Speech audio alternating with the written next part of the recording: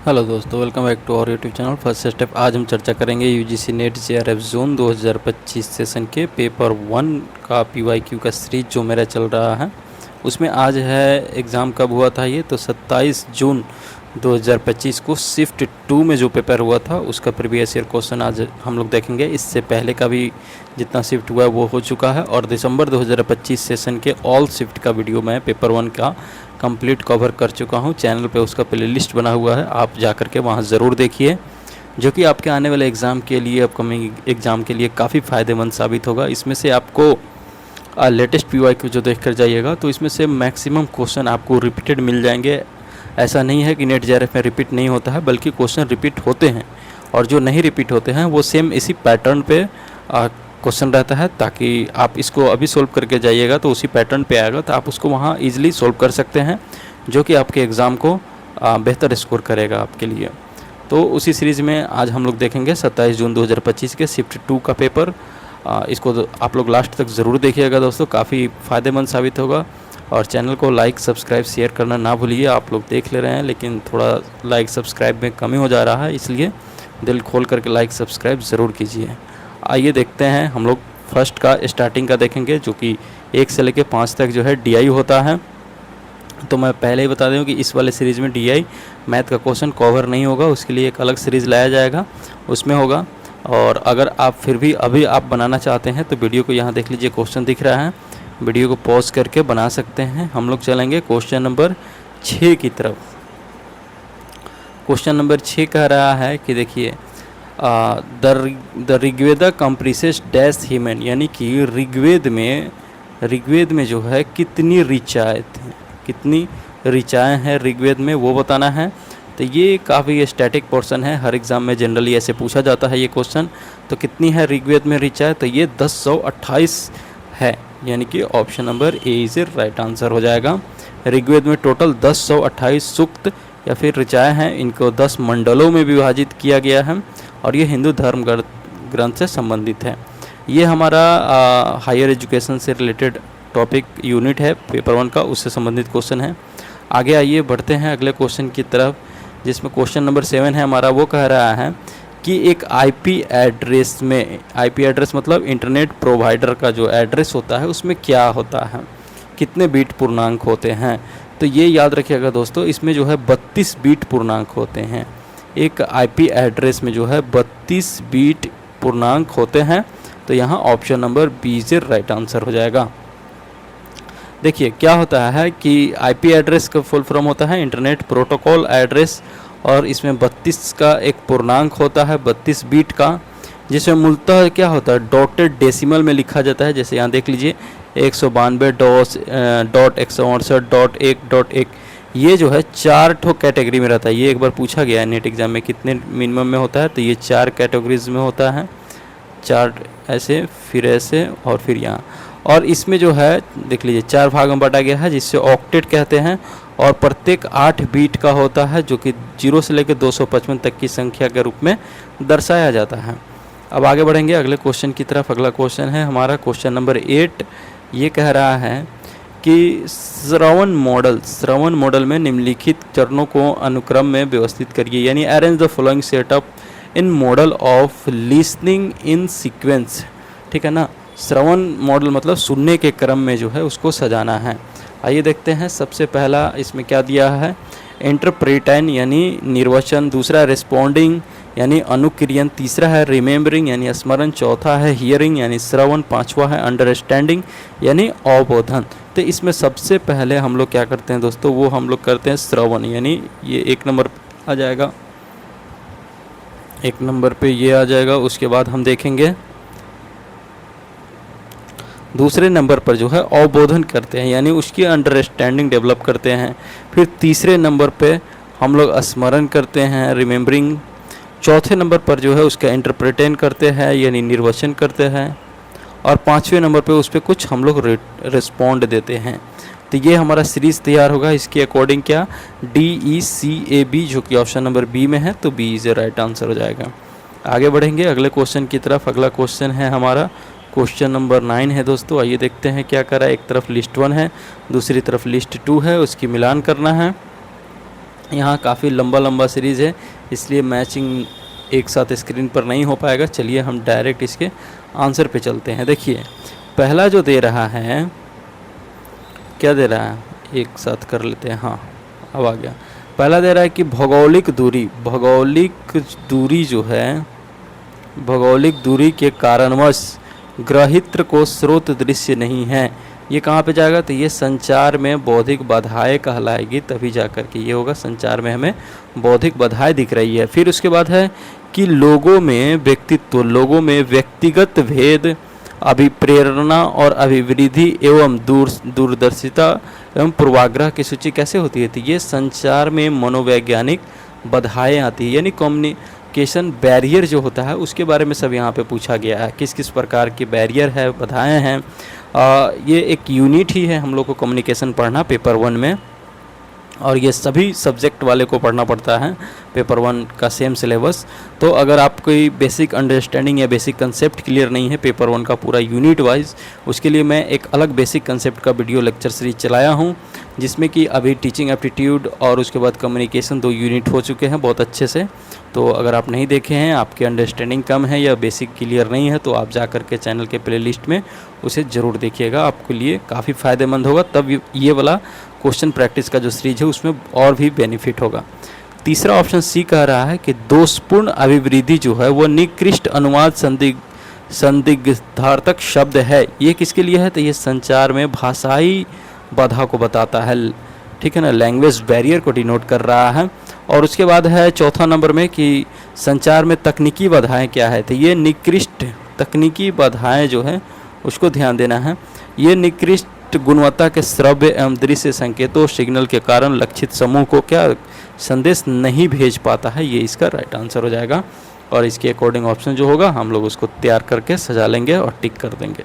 आगे बढ़ते हैं अगले क्वेश्चन की तरफ। क्वेश्चन नंबर 10 है हमारा। देखिए एक तरफ सिस्टम का नेम दिया हुआ है, दूसरी तरफ ईयर और उसका पीरियड समय अवधि दिया हुआ है, उसकी सिलेक्ट करना है। देखिए पहला है कि मार्क 1 कंप्यूटर का क्या समय अवधि टाइम पीरियड रहा है, IBM 701 का क्या रहा है, उसके बाद IBM 650 का क्या रहा है, द यूनिवर्सल ऑटोमेटिक कंप्यूटर 1 यानी यूनिवैक 1 का जो है ये कब रहा है, यूनिवैक 1 इसी को बोलते हैं, यानी यूनिवर्सल ऑटोमेटिक कंप्यूटर 1।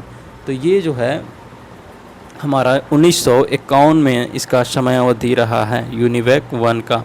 फिर उसके बाद हम मार्क 1 कंप्यूटर की बात करें तो मार्क 1 कंप्यूटर हमारा जो है ये 1937 से 44 के समय काल में रहा है। उसके बाद IBM 650 और 701 को देखें तो सबसे पहले 701 आया, उसके बाद 650 है। 701 जो है कब आया, तो ये 1952 में आया, और 650 जो है 1953 में आया। इस अकॉर्डिंग हमारा ऑप्शन तैयार होगा, A का 3, B का 4, C का 2 और D का 1। आइए देखते हैं किस ऑप्शन में है। तो ये है हमारा दोस्तों option number first he A, तो A is the right answer हो जाएगा। आगे बढ़ेंगे अगले क्वेश्चन की तरफ। अगला क्वेश्चन है हमारा 11 नंबर। ये क्वेश्चन कह रहा है कि choose the correct statement, correct statement की पहचान कर रहा है। पहला स्टेटमेंट ही कह रहा है कि MS word save the file in .doc, तो ये आप लोग देखे होइएगा करता है, बिल्कुल बात सही बात है, ठीक है। उसके बाद जो है SQL server is a local network server, तो SQL जो है वो लोकल सर्वर नेटवर्क सर्वर नहीं है, ये कथन यहाँ पे हमारा गलत हो गया। तीसरा कह रहा है कि MATLAB, ये मतलब लिखा हुआ है लेकिन इसको MATLAB पढ़ते हैं, ठीक है ना, कंप्यूटर लैंग्वेज में। ये एक तरह का मैथमेटिकल सॉफ्टवेयर है, तो ये बात बिल्कुल सही है। ऑप्शन नंबर C जो है ये सही हो जाएगा यहाँ पे। उसके बाद D कह रहा है कि bootstrap leader is an example of entertainment software, तो ये यहाँ पे गलत हो जाएगा हमारा, यानी कि राइट ऑप्शन हुआ A और C। आइए देखते हैं किस ऑप्शन में है, A और C। ऑप्शन नंबर B में है, तो B से राइट आंसर हो जाएगा। आगे बढ़ेंगे नेक्स्ट क्वेश्चन की तरफ, वो है हमारा देख लीजिए MATLAB जो है ये क्या है, एक गणितीय सॉफ्टवेयर है। इसका फुल फॉर्म क्या होता है, मैट्रिक्स लेबोरेटरी होता है, वहाँ से लिया गया है। और ये मैट्रिक्स जो है एरे पर आधारित गणना को करता है, जिसका उपयोग डेटा विश्लेषण में, विजुअलाइजेशन में, signal processing, modelling, simulation, wireless संचार, छवि प्रसंस्करण, उसके बाद वित्तीय मॉडलिंग, उसके बाद मशीन लर्निंग और AI आदि में किया जाता है। अब आते हैं नेक्स्ट क्वेश्चन की तरफ। क्वेश्चन नंबर 12 देखेंगे। देख लीजिए दोस्तों, ये जो है मैथमेटिक्स का क्वेश्चन है, आजकल ऐसा ही आ रहा है। एक मैथमेटिक्स का क्वेश्चन रहेगा लेकिन उसमें 4 ऑप्शन में 4 टाइप का दिया रहेगा, फिर इसको बनाइए और एक एक करके मिलान कीजिए। तो इसको हम लोग DI वाले समय देखेंगे। आइए आप क्वेश्चन नंबर 13 है। क्वेश्चन नंबर 13 कह रहा है कि एक निरूपाधिक प्रतिज्ञप्ति में विषय और विधेय संयोजित होते हैं, यानी इन ए categorical proposition the subject and predicate are connected by subject और predicate जो है किसके द्वारा कनेक्ट होता है, कैटेगोरिकल प्रीपोजिशन में। तो ये कोपुला के द्वारा कनेक्ट होता है, यानी एक योजक द्वारा होता है। अगर आपको यहाँ पे शुद्ध हिंदी पता है तो योजक कार्य क्या होता है, सब्जेक्ट और प्रेडिकेट दोनों को मिलाने का काम जो होता है, दोनों के बीच के जोड़ने का काम जो करता है, उसे हम लोग योजक कार्य बोलते हैं और इंग्लिश में कोपुला बोलते हैं। Option number C is right answer हो जाएगा। अब आइए आगे आते हैं नेक्स्ट क्वेश्चन की तरफ। क्वेश्चन नंबर 14 है हमारा। वो कह रहा है कि which of the following statement is false. कौन इसमें फॉल्स है उसकी पहचान करना है। किस कंटेक्स्ट में, तो ये रिसर्च के कंटेक्स्ट में, शोध के संदर्भ में कौन सा कथन असत्य है उसकी पहचान करना है। देखिए पहला कह रहा है कि शोध प्रक्रिया में आगमनात्मक और निगमनात्मक तर्क प्रसूत होते हैं, यानी inductive and deductive reasoning are applied in the research process. तो ये बात बिल्कुल सही है। उसके बाद ऑप्शन बी कह रहा है कि verifiable finding are derive by the research purpose, मतलब कि शोध प्रक्रिया द्वारा सत्यापनीय निष्कर्षों की व्युत्पत्ति की जाती है। तो ये भी बात बिल्कुल सही है। तीसरा कह रहा है कि research is conducted to find answer of meaningful question scientifically, शोध को वैज्ञानिक रूप से अर्थपूर्ण प्रश्नों के उत्तर को ज्ञात करने के लिए किया जाता है। तो ऐसा कोई हाँ ये सही है, हो जाएगा। उसके बाद डी जो कह रहा है कि it necessarily improve quality of functioning of the area in which it is conducted, यह आवश्यक रूप से उस विषय क्षेत्र के प्रकार्य की गुणवत्ता को सुधारता है जिसमें इसे किया जाता है। तो ये गलत बात हो जाएगा। ऑप्शन नंबर डी यहाँ पे गलत हो जाएगा और यहाँ असत्य ही पूछ रहा था, तो डी इज राइट आंसर हो जाएगा। दोस्तों आगे बढ़ेंगे अगले क्वेश्चन की तरफ। देखिए अगला जो है MDG से संबंधित है, यानी मिलेनियम डेवलपमेंट गोल से संबंधित है। इसमें पूछ रहा है कि कितने MDG जो है यो यूनाइटेड नेशन द्वारा UN द्वारा एडॉप्ट किया गया है। देखिए टोटल मिलेनियम डेवलपमेंट गोल की संख्या पूछे तो वो अलग हो जाएगा, लेकिन यहाँ पे उसमें से पूछ रहा है कि संयुक्त राष्ट्र द्वारा कितने MDG जो विकास लक्ष्य था उसमें से उसको एडॉप्ट किया कितना, तो ये टोटल 8 एडॉप्ट किया है। Option number A is right answer हो जाएगा। और ये जो है 2000 इसका लक्ष्य था 2000 ईस्वी से लेकर 2015 तक, 15 सालों में इसके लक्ष्य को प्राप्त करने का। अब इसके जगह पर SDG आ गया है, यानी सस्टेनेबल डेवलपमेंट गोल आ गया है। नेक्स्ट क्वेश्चन है 16 नंबर, इसमें सीरीज है, इसकी पहचान करना है। देखिए ये क्वेश्चन गलत है, इसको NTA रद्द कर दिया है, तो इसको अलग हम हटाकर चलेंगे। अब आइए क्वेश्चन नंबर 17 कर रहा है, विच of the following is not an element of communication with in the communication process cycle. Communication process cycle में इनमें से कौन सा एलिमेंट जो है वो उससे रिलेटेड नहीं है। देखिए दोस्तों क्या होता है कि एग्ज़ाम हॉल के प्रेशर में हम लोग जो है ये नॉट वाला भूल जाते हैं और जो है वही मार देते हैं, तो इससे हमारा क्वेश्चन गलत हो जाता है। इसलिए इसको ध्यान रखिएगा और बड़े ही सावधानी से पढ़िएगा। जैसे कि मैं क्वेश्चन रीडिंग करते समय ही उसको हाईलाइट कर ले रहा हूँ या अंडरलाइन कर ले रहा हूँ, उसी तरह आप भी कीजिएगा। तो देखिए विच ऑफ द फॉलोइंग जो इसमें दिया हुआ है, चैनल, रिसीवर, सेंडर और टाइम। तो इसमें टाइम जो है यानी समय, उसके समय का संचार प्रक्रिया चक्र में कोई भी उतना मतलब इम्पोर्टेंस नहीं है, इसलिए यहाँ पे राइट आंसर हो जाएगा ऑप्शन नंबर डी। बाकी चैनल का है, सेंडर का है, रिसीवर का है, क्योंकि इसके बगैर कम्युनिकेशन हो ही नहीं पाएगा। अब आते हैं क्वेश्चन नंबर 18 की तरफ। क्वेश्चन नंबर 18 कह रहा है कि which of the following is consider as fallacies of relevance. देखिए फैलेसी ऑफ रेलिवेंस की बात हो रहा है। रेलिवेंस मतलब क्या होता है, उसकी प्रासंगिकता अप्रासंगिकता से संबंधित बात करता है, ठीक है। तो ये थोड़ा सा आपको डिफ़िकल्ट लगेगा इंडियन लॉजिक का, क्योंकि ये कठिन होता ही है। तो इसके प्रकार को बताना है किससे संबंध, कौन कौन इसमें जो है फैलेसी ऑफ रेलिवेंस से संबंधित है। तो यहाँ याद रखिए कि एड होनीमैन जो है वो है फैलेसी ऑफ रेलिवेंस। उसके बाद स्ट्रॉमैन जो है वो भी फैलेसी ऑफ रेलिवेंस है। उसके बाद रेड हेरिंग जो है ये भी फैलेसी ऑफ रेलिवेंस है। बाकी फॉल्स कॉज नहीं है। क्या होता है कि जो तर्क जो है अमान्य या कमज़ोर हो जाता है उसे हेतुआभास कह देते हैं, अप्रासंगिकता यानी रेलिवेंस के हेतुवास में एड हेमिनेस, स्ट्रोमैन और रेड हेरिंग को माना जाता है। मिथ्या कारण जो है कारण प्रभाव संबंध हेतुवास का उदाहरण है। अब आएंगे अगले क्वेश्चन की तरफ। क्वेश्चन नंबर 19 है हमारा, वो कह रहा है कि चूज द रॉन्ग स्टेटमेंट। इसमें रॉन्ग स्टेटमेंट कौन है उसको चूज करना है। पहला कह रहा है कि मशीन लैंग्वेज जो है एक निम्न स्तरीय भाषा है, machine language is a low level language, तो ये बात बिल्कुल सही है। उसके बाद जो है मतलब हाँ ये सही है। उसके बाद बी कह रहा है कि फोर्ट्रॉन एक उच्च स्तरीय भाषा है, तो ये भी सही है। तीसरा कह रहा है कि C is a low level language, तो ये लो लेवल लैंग्वेज नहीं है, ये गलत हो गया। चौथा कह रहा है SQL is a low level language, तो ये भी गलत है। यानी कि हमारा सही क्या है, ए और बी सही है, जो कि यहाँ पे गलत पूछा जा रहा है। ध्यान दीजिएगा, देखिए हम जो है ए और बी पहला ही ऑप्शन मार देते ना यहाँ देख करके, यही गलती एग्जाम में होता है, आप लोग नहीं करना है, ध्यान देना है। देखिए रॉन्ग पूछा जा रहा है, कौन है इसमें, तो रॉन्ग तो सी और डी हुआ, ऑप्शन नंबर डी में है, तो D is a right answer. आगे बढ़ेंगे अगले क्वेश्चन की तरफ। अगला क्वेश्चन है हमारा क्वेश्चन नंबर 20, वो कह रहा है कि यूजीसी अधिनियम की किस धारा के अंतर्गत इंटर यूनिवर्सिटी सेंटर यानी अंतर विश्वविद्यालय केंद्रों की स्थापना की गई थी। तो ये उसका एक आर्टिकल है 12 CCC, इसको याद रखिएगा दोस्तों। विश्वविद्यालय अनुदान आयोग अधिनियम 1956 के धारा 12 के CC आयोग को जो है वो अंतर विश्वविद्यालय केंद्र या अन्य केंद्र स्थापित करने के लिए सक्षम बनाती है। नेक्स्ट क्वेश्चन है हमारा 21 नंबर, वो कह रहा है एक तरफ जो है नेशनल इम्पोर्टेंस एक्ट दिया हुआ है और वो एक्ट कब आया उससे संबंधित सवाल जवाब यहाँ पे करना है। आइए देखते हैं।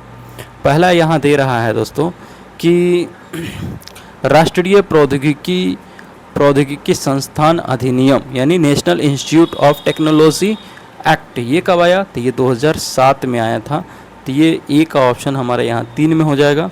उसके बाद देखेंगे कि भारतीय प्रबंधन संस्थान अधिनियम यानी Indian institute of management act ये आया था 2017 में आया था दोस्तों, तो ये बी का हमारा 1 में चला जाएगा। उसके बाद सी में देखेंगे, वो कह रहा है कि Indian institute of information technology यानी भारतीय सूचना प्रौद्योगिकी संस्थान अधिनियम जो है ये 2014 में आया था। और लास्ट में यहाँ डी नंबर में बच रहा है, डी में क्या दिया हुआ है, तो प्रौद्योगिकी संस्थान अधिनियम, डी ऑप्शन कट जा रहा है स्क्रीन से। इसको क्या बोलते हैं, institute of technology, institute of technology. ये कब आया था हमारा, तो ये आया था 1961 में। तो ये ऑप्शन नंबर 2 में चला जाएगा। इस अकॉर्डिंग ऑप्शन तैयार होगा, ए का 3, बी का 1, सी का 4, डी का 2। आइए देखते हैं किस ऑप्शन में है। तो ये हमारा है 1 का 3, बी का 1, सी का 4, डी का 2, ऑप्शन नंबर ए में, तो ए इज ए राइट आंसर हो जाएगा। आगे बढ़ेंगे अगले क्वेश्चन की तरफ। अगला क्वेश्चन है हमारा 22 नंबर क्वेश्चन कह रहा है कि निम्न में से जो है सही संयोजन को ज्ञात करना है। Find out the right combination below, मतलब कौन सा इसमें कॉम्बिनेशन सही है। अब ए डी का कॉम्बिनेशन, बी सी का, ए बी का और सी डी का कर करके चेक करना है और बताना है। देखिए पहला कह रहा है कि द्वितीय भाषा का अधिगम कम समय और प्रयास लेता है, ये एक तरह का मिथक है। तो ये बात बिल्कुल सही बात है कि द्वितीय भाषा का अधिगम कम समय और कम प्रयास लेता है, ये एक तरह का मिथ है। उसके बाद दूसरा कह रहा है कि सभी द्विभाषी सरलता से दोनों भाषाओं का अनुरक्षण करते हैं, तो ये बात सत्य ये दे रहा है, तो ऐसा बात सत्य नहीं है, गलत हो गया। सी कह रहा है कि द्वितीय भाषा का अधिगम कम समय और प्रयास लेता है, तो ऐसा भी बात नहीं है, ये गलत है। ऑप्शन डी कह रहा है कि सभी द्विभाषी सरलता से दोनों भाषाओं का अनुरक्षण करते हैं, यह एक प्रकार का मिथक है। तो ये बात बिल्कुल सही है, यहाँ पे ए और डी हमारा सही होगा, जो कि ऑप्शन नंबर ए में है, तो A is a right answer हो जाएगा। अब आएंगे अगले क्वेश्चन की तरफ। अगला क्वेश्चन 23 है हमारा, वो देखिए एक तरफ क्या दिया हुआ है, लिस्ट दिया हुआ है, एक तरफ मिलान दिया हुआ है। यहाँ पे हमारा एक साथ नहीं आ पाएगा 23 नंबर क्वेश्चन, तो चलिए हम लोग इसको देख लेते हैं। यहाँ पे एक ठो हिंदी नहीं कटा, इधर से हो जाएगा, देखते हैं। हाँ देखिए यहाँ पे हो सकता है थोड़ा सा यहाँ पे ये हो जाएगा, कह रहा है इसको हम लोग क्या कर लेंगे, इसको ऑप्शन ए मान लीजिए, ठीक है, ये ए का ही पार्ट है। कह रहा है कि लक्ष्य को एक राष्ट्र की आवश्यकताओं के संदर्भ में निर्धारित किया जाता है। तो ये किसके लक्ष्य को? तो ये एजुकेशनल टेक्नोलॉजी के लक्ष्य को, यानी कि शैक्षणिक प्रौद्योगिकी को। तो ये ए हमारा हो जाएगा 4 में। उसके बाद हम बात करेंगे कि feedback is obtain at local level.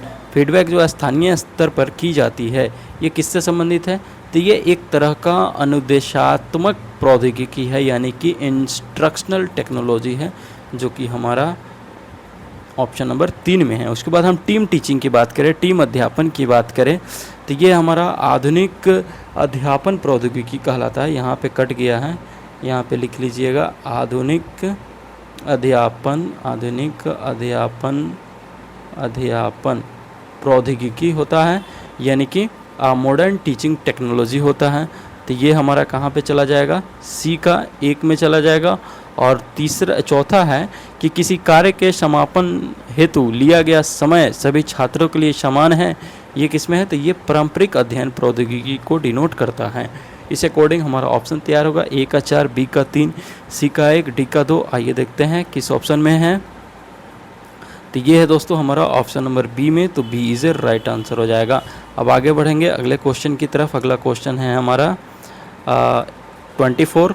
वो कह रहा है कि कंटेक्स्ट ऑफ रिसर्च, यानी शोध का संदर्भ और इसके क्या मेथड है, उसको मिलान करना है दोस्तों।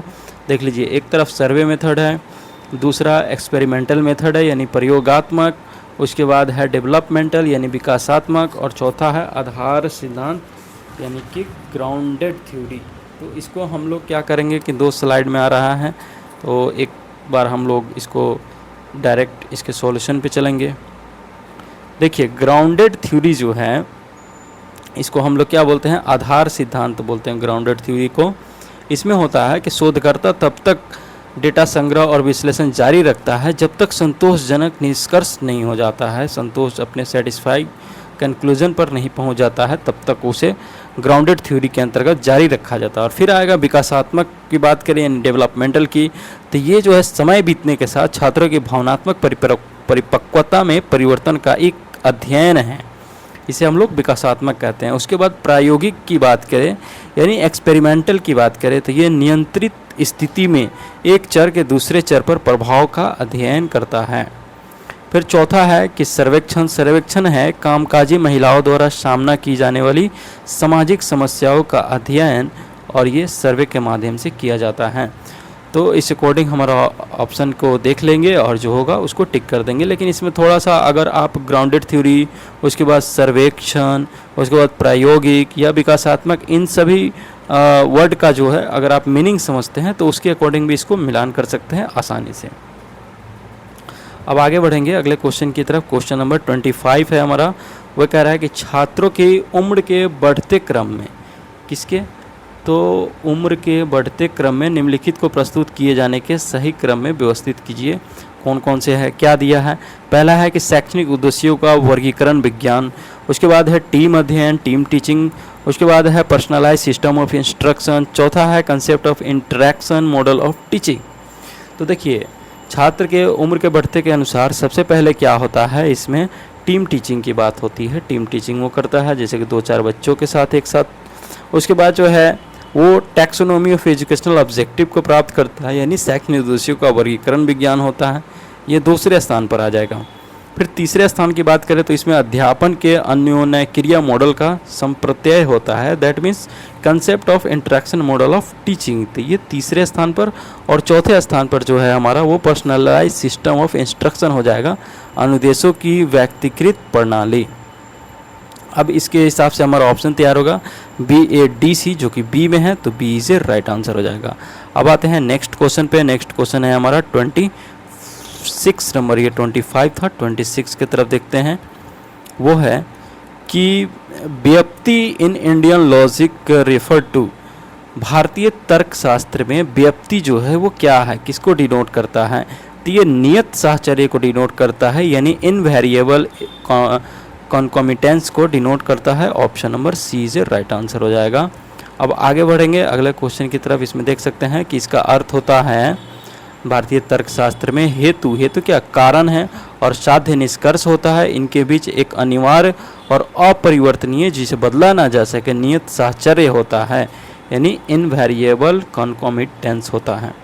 नेक्स्ट क्वेश्चन है हमारा 27 नंबर, वो देखेंगे कि पर्यावरणीय प्रभाव पर सूचना के लिए, उत्पादों के पर्यावरणीय प्रभाव पर सूचना के लिए जीवन चक्र विश्लेषण व्यवस्था को पहले से अंतिम में व्यवस्थित करना है। तो इसमें देखिए पहला ऑप्शन है इन्वेंटरी, दूसरा है इनिटेशन यानी प्रारंभ, उसके बाद है इम्पैक्ट, चौथा है इम्प्रूवमेंट। तो इसको सजाना है। पहले इसमें सबसे पहले क्या हो जाएगा, इनिशिएट लेना पड़ता है, किसी भी चीज़ के लिए हमें प्रारंभ करना पड़ता है। दूसरा है उसके लिए इन्वेंटरी, उत्पाद सूची बनाएंगे हम लोग।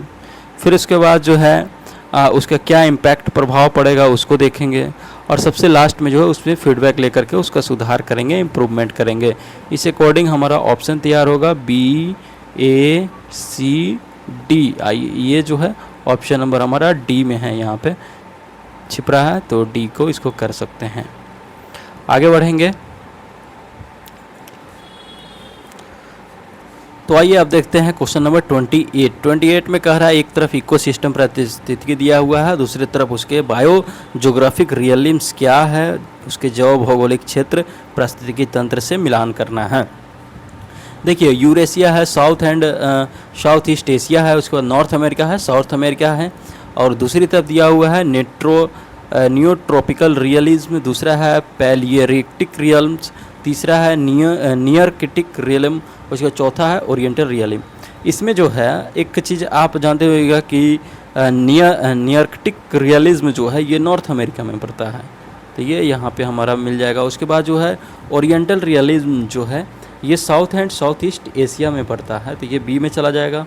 उसके बाद जो है नियोट्रॉपिकल रियलिज्म की बात करें तो ये साउथ अमेरिका में पड़ता है हमारा, तो ये यहाँ चौथे पे आ जाएगा। उसके बाद पैलियरिटिक रियलिज्म जो है ये यूरेशिया में आ जाएगा। ये जो है पीपल डेवलपमेंट एंड इन्वायरमेंट नाम का एक यूनिट है पेपर 1 का, उससे रिलेटेड ये क्वेश्चन है दोस्तों, इसको याद कर लीजिएगा। इस अकॉर्डिंग हमारा ऑप्शन तैयार हो जाएगा, ए का 2, बी का 4, सी का 3, डी का 1। आइए देखते हैं किस ऑप्शन में है। तो देखिए ये ऑप्शन नंबर ए में है, तो ए इज राइट आंसर हो जाएगा। यहाँ पे दिया हुआ है पारिस्थितिकी तंत्र बायोजियोग्राफिकल क्षेत्र यानी पैलियो आर्कटिक क्षेत्र, ये यूरेशिया में पड़ता है। कहाँ पड़ता है, यूरेशिया में पड़ता है। और ओरिएंटल क्षेत्र जो है ये दक्षिण और दक्षिण पूर्व एशिया में पड़ता है। नियर आर्कटिक क्षेत्र जो है ये उत्तरी अमेरिका में पड़ता है। और न्यूट्रॉपिकल क्षेत्र जो है ये दक्षिण अमेरिका में पड़ता है दोस्तों। उसके बाद 29 की अगर हम बात करें तो 29 नंबर क्वेश्चन कर रहा है कि डिजिटल जो है डिजिटल पहल, तो डिजिटल पहलों की संस्थान को कालक्रम में के अनुसार उसकी स्थापना वर्ष के अनुसार सजाना है।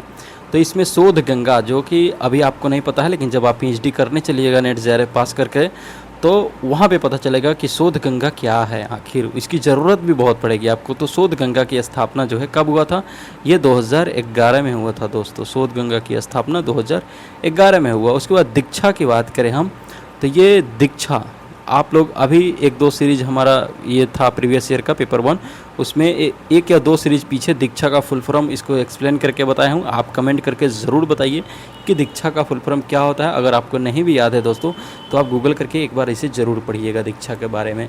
इसकी स्थापना जो है 2017 में हुई थी दीक्षा की। उसके बाद है एकेडमिक बैंक क्रेडिट, ABC, यानी इसी से हम लोग अपार आईडी बनाते हैं। आजकल तो मैंडेटरी किया जा रहा है बहुत जगह। इसकी स्थापना 2018 में हुआ था। और सबसे लास्ट जो है नेशनल डिजिटल लाइब्रेरी NDL, इसकी स्थापना जो है 2018 नहीं 2021 होगा। एकेडमिक बैंक ऑफ क्रेडिट जो है ABC अपार आईडी वाला 2021 होगा, और NDL जो है ये 2018 होगा दोस्तों। तो इस हिसाब से हम लोग को सजा लेना है अपना अकॉर्डिंग में। क्या ऑप्शन तैयार होगा, BDAC, जो कि ऑप्शन नंबर सी में है, तो सी इज राइट आंसर हो जाएगा। आगे बढ़ेंगे अगले क्वेश्चन की तरफ। अगला क्वेश्चन है हमारा क्वेश्चन नंबर 30। देखिए कह रहा है कि किन परिस्थितियों में कार्ल पियर्सन एक वैज्ञानिक थे, उनके सहसंबंध गुणांक का परिकलन किया जा सकता है। ठीक है ना, correlational coefficient can be calculated. Karl Pearson का पहला ऑप्शन दे रहा है कि यदि दोनों चरों के मध्य बराबर हो, तो ये गलत है। दूसरा कह रहा है कि यदि एक चर को अंतराल पैमाने और दूसरे को क्रम सूचक पैमाने पर मापा जाता है, तो ये भी हमारा गलत हो जाएगा। तीसरा है यदि दो चरों के बीच रैखिक संबंध हो, तो ये बात बिल्कुल सही है, वहाँ पे सहसंबंध गुणांक हो जाएगा, दो चरों के बीच जब रैखिक संबंध होगा तो। चौथा कह रहा है कि यदि दोनों चरों के लिए आंकड़े अंतराल अथवा अनुपात पैमाने पर प्राप्त होते हैं, तो ये भी सही है। और पांचवा कह रहा है यदि दोनों चरों के बीच संबंध की दिशा ज्ञात हो, तो जब दिशा ज्ञात है तब वहाँ पे नहीं हो पाएगा सहसंबंध। ठीक है, इस अकॉर्डिंग हमारा ऑप्शन तैयार होगा सी और डी। आइए देखते हैं किस ऑप्शन में है सी और डी। तो इसको हमारा नेक्स्ट स्लाइड की तरफ इधर आ जाएगा। सी और डी देखिए दोस्तों ऑप्शन नंबर ए में ही है, तो A is a right answer हो जाएगा। आगे बढ़ेंगे क्वेश्चन नंबर 31 की तरफ। 31 नंबर काफ़ी इजी क्वेश्चन है और एक नहीं 1000 बार ये नेट जेआरएफ के एग्ज़ाम में पूछा गया है दोस्तों, इसलिए आप इसको एकदम रट लीजिए, याद कर लीजिए, जैसे भी हो दिमाग में छाप लीजिए। कब हुआ था पेरिस समझौता, उसको कब एग्रीमेंट को एडॉप्ट किया गया, अंगीकृत किया गया, तो ये 12 दिसंबर 2015 को किया गया था, 12 दिसंबर 2015 को। और COP 21 कॉन्फ्रेंस ऑफ पार्टीज़ जो होता है, तो उस समय COP 21 चल रहा था, उसी समय इसको पेरिस एग्रीमेंट को अंगीकार किया गया, एडॉप्ट किया गया, ये पेरिस में ही हुआ था। अब आएंगे 32 नंबर क्वेश्चन की तरफ। 32 नंबर क्वेश्चन कह रहा है कि मस्तिष्क किस प्रकार के ज्ञान का सृजन करता है, मस्तिष्क जो है किस प्रकार के ज्ञान का सृजन करता है, इसके अध्ययन के परिणाम को शिक्षण के किन दृष्टिकोण से वर्तमान में संदर्भित किया जाता है। ठीक है ना, उसको देखना है। यानी the study of how the mind create knowledge has resulted in what are currently refer to as the view of education. तो ये हमारा हो जाएगा रचनात्मक दृष्टिकोण से होता है, कंस्ट्रक्टिव से होता है। Option number D is a right answer हो जाएगा। आगे बढ़ेंगे, अगला क्वेश्चन है हमारा मैथ से रिलेटेड, इसको बना लीजिएगा दोस्तों। अगर आप ही बनाना चाहे तो वीडियो को पॉज कीजिए और बनाइए। फिर अब आते हैं क्वेश्चन नंबर 34 की तरफ। देख लीजिए, ये रिसर्च एप्टीट्यूड से रिलेटेड क्वेश्चन आ गया कि शोध समस्या को अंतिम रूप देने का सही क्रम क्या है, उसको समझिए कि शोध समस्या को अंतिम रूप हम कैसे देंगे, फाइनलाइज कैसे करेंगे रिसर्च प्रॉब्लम को। तो ये चीज़ें जो है आपको पीएचडी में काफ़ी फ़ायदेमंद होगा। और अगर आप पीएचडी करने का सोच रहे हैं या फिर नेट जेआरएफ के बाद करने चलेंगे, तो आपको वहाँ काफ़ी इसका फ़ायदेमंद होगा, इसलिए इससे बोर नहीं होना है, इसको अभी ध्यान से सुनना है। देखिए क्या होता है इसमें, सबसे पहले शोध समस्या की हमको पहचान करना पड़ता है, क्या रिसर्च प्रॉब्लम है उसको देखेंगे। फिर उसके लिए संदर्भ में क्या सामग्री है, पूर्व के शोधकर्ताओं के क्या रिपोर्ट है, उसका हम लोग अध्ययन करेंगे। तो ये 2 नंबर पे हो जाएगा। फिर उसके बाद शोध अंतराल की खोज करेंगे, केवल फाइंड द रिसर्च गैप क्या है जो पहले से हुआ है, अभी मेरा जो मन में सवाल है उसकी। एक मिनट, इसमें जो है थोड़ा सा सॉरी इसमें गलत हो गया। शोध समस्या से पहले जो है शोध विषय क्षेत्र का चयन करेंगे दोस्तों, सबसे पहले शोध विषय का करेंगे, उसके बाद जो है हम लोग संदर्भ सामग्री और पूर्व के शोधकर्ता के प्रतिवेदन का अध्ययन करेंगे। और जब ये अध्ययन कर लेंगे तो उसके बाद हम लोग गैप को खोजेंगे, शोध अंतराल में क्या खोज करना है उसको देखेंगे। फिर उसके बाद जो है शोध समस्या मिल जाएगी हमको, वो पहचान कर लेंगे, और लास्ट में जो है शोध समस्या को परिभाषित कर देंगे हम लोग। तो ये 5वें नंबर पर हो जाएगा। इस अकॉर्डिंग ऑप्शन तैयार होगा हमारा बी डी सी ई ए। आइए देखते हैं किस ऑप्शन में है, B D C E A option number C में है, तो ये सी से राइट आंसर हो जाएगा। नेक्स्ट क्वेश्चन की तरफ चलेंगे। नेक्स्ट क्वेश्चन है हमारा 35 नंबर, इसको देख सकते हैं दोस्तों। ये कह रहा है कि arrange the steps of evaluating A deductive argument. एक निगमनात्मक तर्क के मूल्यांकन के चरण को कैसे व्यवस्थित किया जाता है, उसकी पहचान करना है हमको। देखिए सबसे पहले इसमें जो होता है वो आधारिकाओं और उपसंहार का तदात्मीकरण करते, यानी identify premises and conclusion. Option number 1 हो जाएगा। ये निगमनात्मक तर्क के मूल्यांकन के हिसाब से चलना है। उसके बाद जो है तर्कमूलक संरचना का परीक्षण करते हैं, यानी टेस्ट लॉजिकल स्ट्रक्चर, तो ये ऑप्शन नंबर 2 हो जाएगा। फिर उसके बाद जो है हमारा वो आधारिकाओं के सत्य का निर्धारण करते हैं, यानी access the truth of premises.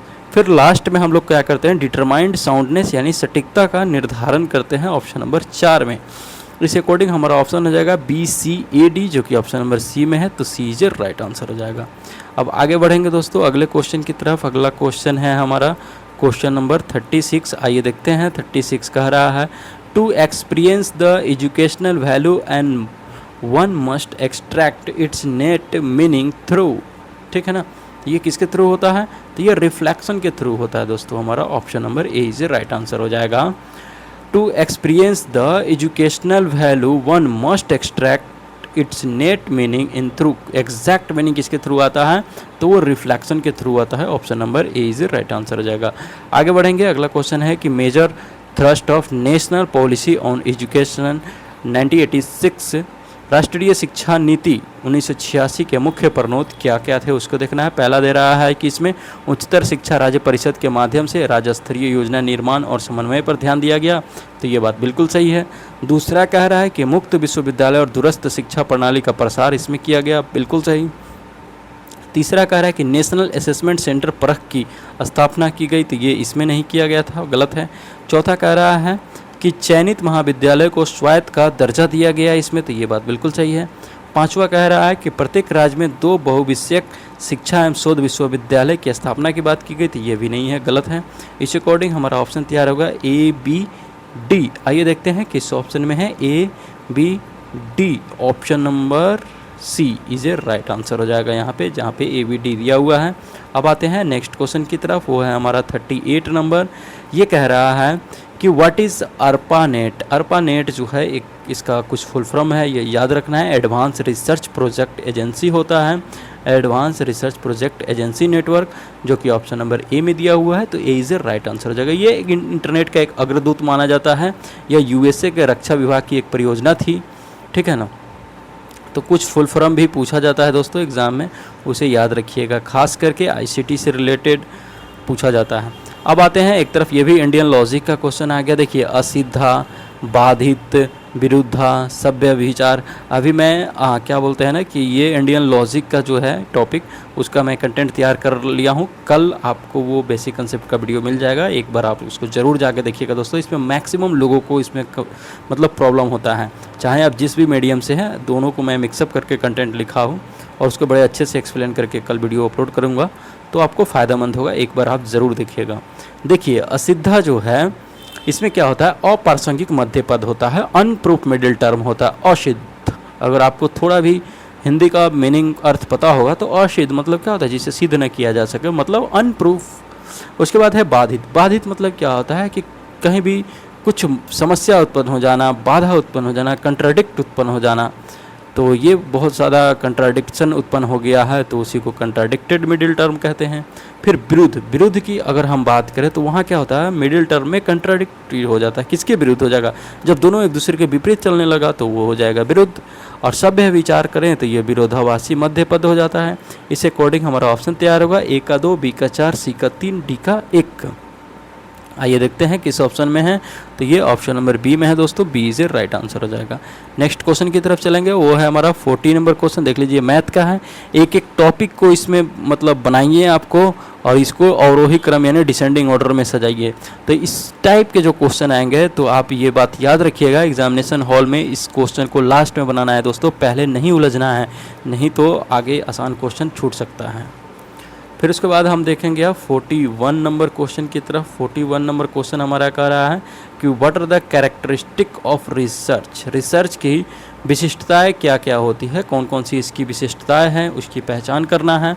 देखिए, पहला जो है वो कह रहा है कि यह सदैव नए सिद्धांत को विकसित करने का लक्ष्य रखता है, तो ये बात बिल्कुल गलत है। नए सिद्धांत को ही विकसित करना नहीं, समस्या का समाधान करना इसका रहता है उद्देश्य। अब उसमें भले कोई सिद्धांत विकसित हो जाए वो अलग बात है। दूसरा है, यह एक वैज्ञानिक प्रक्रिया है, तो बिल्कुल सही, ये एक साइंटिफिक प्रोसेस है। उसके बाद तीसरा कह रहा है कि तर्कमूलक तर्कना का प्रयोग शोध प्रक्रिया के दौरान निर्णय लेने में किया जाता है, यानी बिल्कुल सही। Logical reasoning is use in decision making during research process, बिल्कुल सही। डी में कह रहा है कि परिकल्पना परीक्षण प्रत्येक प्रकार के शोध में किया जा सकता है। Hypothesis testing is done in every kind of research, तो ये बिल्कुल गलत है, एवरी काइंड ऑफ रिसर्च में नहीं होगा। उसके बाद हम चौथा नंबर देखेंगे कि निष्कर्षों को व्युत्पत्ति के लिए इसमें साक्ष्यों का संग्रहण और विश्लेषण किया जाता है, बिल्कुल सही। साक्ष्य का संग्रह करते हैं, फिर उसके बाद विश्लेषण करते हैं, यानी हमारा बी सी ई सही है। आइए देखते हैं किस ऑप्शन में है, B C E option number C में है, तो C is a right answer हो जाएगा दोस्तों। आगे बढ़ेंगे अगले क्वेश्चन की तरफ। क्वेश्चन नंबर है 42 हमारा, वो कह रहा है कि what are the factor to be consider while selecting a communication media. Communication media select करते समय हमारे लिए कौन कौन चीज़ फैक्टर मैटर करता है उसको देखना है। देखिए पहला दे रहा है क्या कि no need to think about receiver, ग्रहित के विषय में चिंतन की आवश्यकता नहीं, तो ये बात गलत है, ये मैटर करता है भाई। उसके बाद जो है कि विश्वसनीयता होनी चाहिए, तो ये बात बिल्कुल सही है, ऑप्शन बी। सी में कह रहा है कि इट शुड बी कॉस्टली, मतलब कि यह मूल्यवान होना चाहिए, ये जो है कॉस्टली मूल्यवान होना चाहिए, तो ऐसा कोई ज़रूरी नहीं है, ये हमारा गलत हो जाएगा। उसके बाद चौथा है कि कॉन्फिडेंशियली, यानी कि गोपनीयता इसमें होनी चाहिए, तो ये भी बात सही है। और पांचवा है अवेलेबिलिटी, यानी उपलब्धता होनी चाहिए, तभी तो हम दूसरे तक इसकी पहुंच बढ़ाएंगे, यानी ये भी सही है। तो हमारा इस हिसाब से ऑप्शन तैयार हुआ बी डी ई। आइए देखते हैं किस ऑप्शन में है, B D E option number D में है, तो डी इज राइट आंसर हो जाएगा। नेक्स्ट क्वेश्चन देखेंगे हम लोग, क्वेश्चन नंबर 43 देख लीजिए दोस्तों, इसका मैथ है। यहाँ एक एक स्टेटमेंट यहाँ भी दे दिया, इस टाइप का 2 क्वेश्चन, लेकिन कहने के लिए 2 क्वेश्चन है, इसमें 4-5 क्वेश्चन रहता है, इसलिए इसमें टाइम ज़्यादा लगता है। अब आते हैं क्वेश्चन नंबर अगला 44 की तरफ, देख लीजिए CD रोम स्टैंड फॉर। देखिए ये इसी शिफ्ट का दूसरा क्वेश्चन है जिसमें कि आपको फुल फॉर्म पूछा गया है। CD रोम मतलब क्या होता है, ये compact disc read only memory, दोनों को अलग अलग करके आप पढ़ सकते हैं, दोनों को अलग अलग जानते ही हैं और दोनों को यहाँ एक साथ पूछा गया है। CD रोम क्या होता है, तो compact disc read only memory होता है, option number D is right answer हो जाएगा। इसमें क्या होता है कि एक प्रकार की ये ऑप्टिकल डिस्क है जिसका उपयोग डेटा को स्टोर करने के लिए किया जाता है, इसमें केवल पढ़ा जा सकता है, लिखा नहीं जा सकता है। अब आगे बढ़ेंगे अगले क्वेश्चन की तरफ। अगला क्वेश्चन है हमारा 45 नंबर दोस्तों, ये कह रहा है कि निम्नलिखित में जो है आपदा प्रबंधन के लिए यानी डिजास्टर मैनेजमेंट के समय किन प्रक्रियाओं को अपनाया जाना चाहिए उसकी बात किया जा रहा है। तो इसके लिए पहले से ट्रेनिंग देना पड़ता है, ट्रेनिंग की ज़रूरत है, प्रशिक्षण मिलनी चाहिए, बिल्कुल सही। माइग्रेशन ये कोई समस्या नहीं है, जब हम मतलब किसी मतलब जैसे कि मान लीजिए बच्चा जो है साइकिल से स्कूल जाता है, साइकिल ख़राब हो गया तो हम उस साइकिल को मतलब बनाने का प्रयास करेंगे, ये नहीं कहेंगे कि साइकिल छोड़ दो बस से आओ, तो ये कोई समस्या का समाधान नहीं है। ये तो वही हुआ, डिजास्टर मैनेजमेंट से बचने का उपाय करेंगे, उसके कम करने का प्रयास करेंगे, ना कि माइग्रेट करवाएंगे। तो उसके बाद कह रहा है मिटिगेशन यानी प्रवसन न्यूनीकरण करेंगे, तो ये बात सही है। चौथा है रिस्पॉन्स यानी अनुक्रियता बढ़ाएंगे, ये भी सही है। पांचवा है डिटेंशन यानी सस्पेंशन बढ़ाएंगे, ये बात सही है, यानी ABCDE सही होगा। आइए देखते हैं किस ऑप्शन में है, ये ऑप्शन नंबर डी में है, तो डी से राइट आंसर हो जाएगा। अब आते हैं दोस्तों अगला हमारा रीडिंग कम्प्रीहेंशन का है, देख सकते हैं यहाँ पे काफ़ी इजी रहता है, ये हिंदी इंग्लिश दोनों में देता है और इसको पढ़ना है अच्छे से, फिर क्वेश्चन को समझ के बनाना है। तो ये आपसे उम्मीद करते हैं बन जाएगा। कैसा रहा आज का सीरीज़ आप कमेंट करके ज़रूर बताइएगा दोस्तों, और लास्ट तक वीडियो देखने के लिए आपका बहुत बहुत धन्यवाद। और आप सभी से गुजारिश है कि चैनल को ग्रो कराने में आप लोग सपोर्ट कीजिए दोस्तों, ताकि मेरा भी मोटिवेशन बना रहे और वीडियो आपको रेगुलर मिलता रहे इस एग्ज़ाम तक के लिए, और आगे भी मिलता रहेगा मेरा गाइडेंस और मेंटरशिप। तो वीडियो को आप एक ग्रुप पे ज़रूर शेयर कीजिएगा। Thank you.